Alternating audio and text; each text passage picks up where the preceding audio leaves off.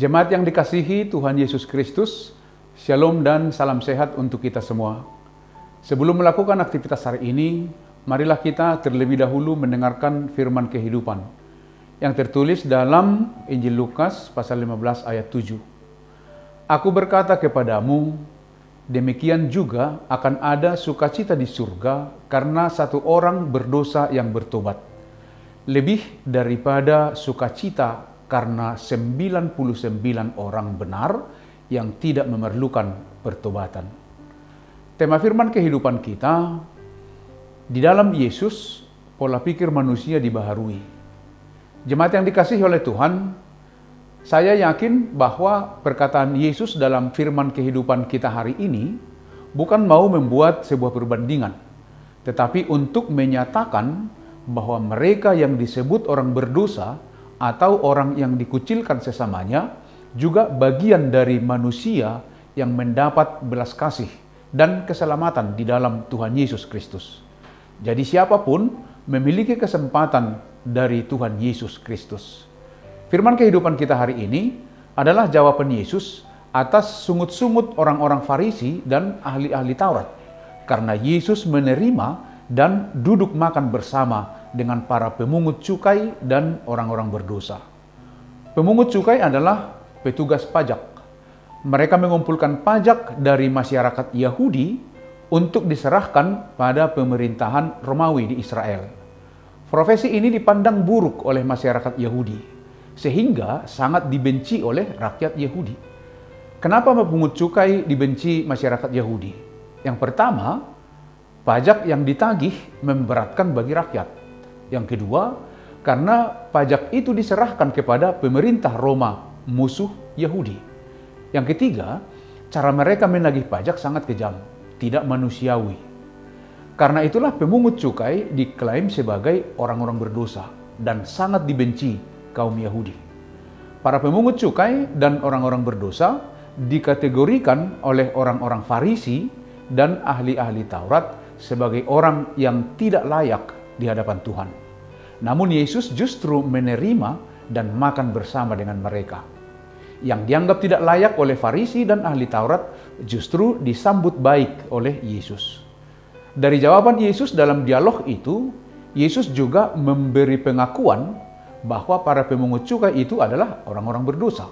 Tetapi bukan berarti mereka tidak layak untuk diterima atau disambut oleh Yesus.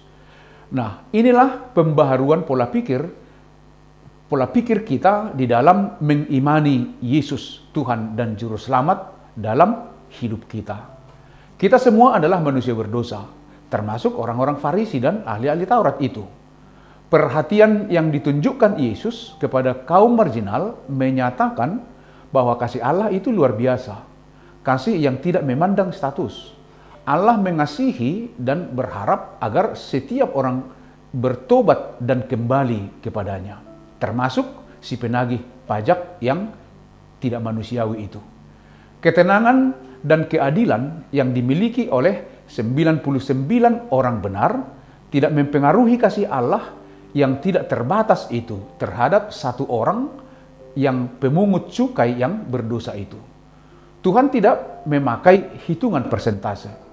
Namun dia ingin agar semua manusia menerima belas kasih-Nya, yaitu keselamatan hidup.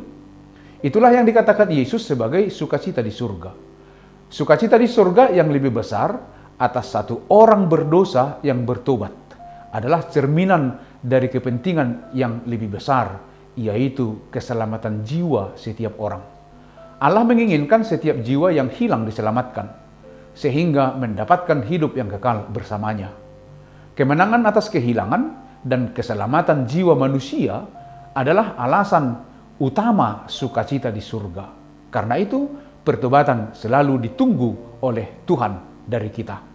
Dalam rangkaian perumpamaan ini, Yesus ingin menyoroti pentingnya setiap orang yang hilang dan pentingnya pertobatan mereka. Karena itu Yesus memberikan perhatian juga kepada mereka. Yesus berkata, orang-orang seperti itulah yang membuat surga bersukacita, yakni ketika orang berdosa bertobat. Mari kita renungkan penerimaan ini bagi kehidupan kita. karena Yesus mau tidak ada satu orang pun yang binasa dan tidak mendapat keselamatan. Lain hal jika memang manusia itu yang menolaknya. Tetapi lewat firman kehidupan kita hari ini, kita diberi pola pikir baru untuk mengerti sambutan kasih Kristus. Selagi masih ada kesempatan, bertobatlah dan Tuhan menyambutmu. Demikianlah firman kehidupan kita. Selamat beraktivitas, tetaplah semangat. Tuhan Yesus memberkati kita semua. Amin. Mari kita berdoa. Puji syukur, terima kasih Tuhan untuk belas kasih-Mu. Dan biarlah kiranya belas kasih-Mu yang senantiasa menopang, menyemangati dan memberkati kami. Biarlah firman kehidupan hari ini yang menguatkan kami dalam melanjutkan aktivitas kami sepanjang hari ini. Terima kasih Tuhan. Terpujilah Engkau di dalam Kristus Yesus Tuhan dan Juru Selamat kami yang hidup. Amin. Anugerah dari Tuhan Yesus Kristus, kasih setia Allah Bapa, dan persekutuan dengan Roh Kudus menyertai kamu. Amin.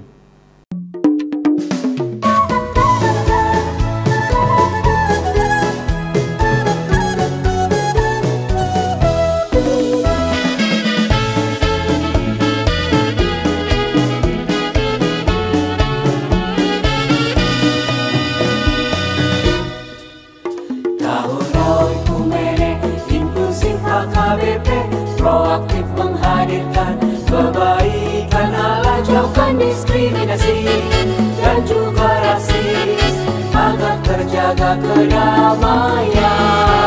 Jauhkan diskriminasi dan juga rasis untuk kebaikan bersama.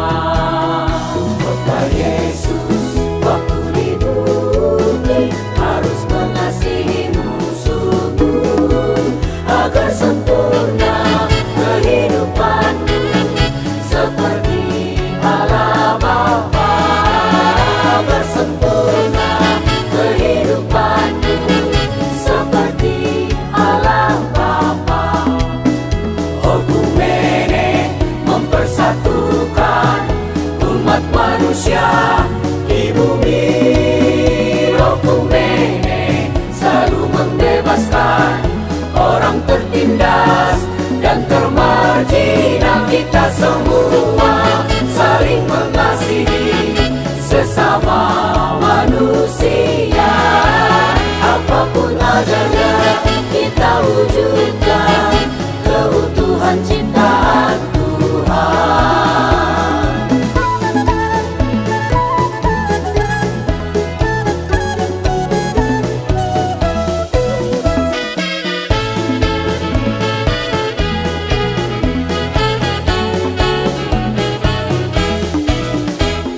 Yesus waktu di bumi harus mengasihi musuhmu agar sempurna kehidupanmu seperti Allah Bapa.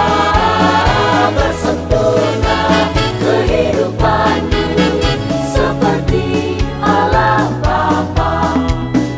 Okumene mempersatukan umat manusia di bumi.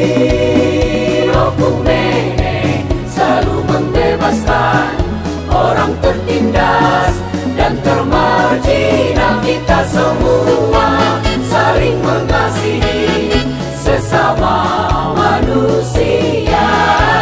Apapun adanya kita wujudkan keutuhan ciptaan Tuhan.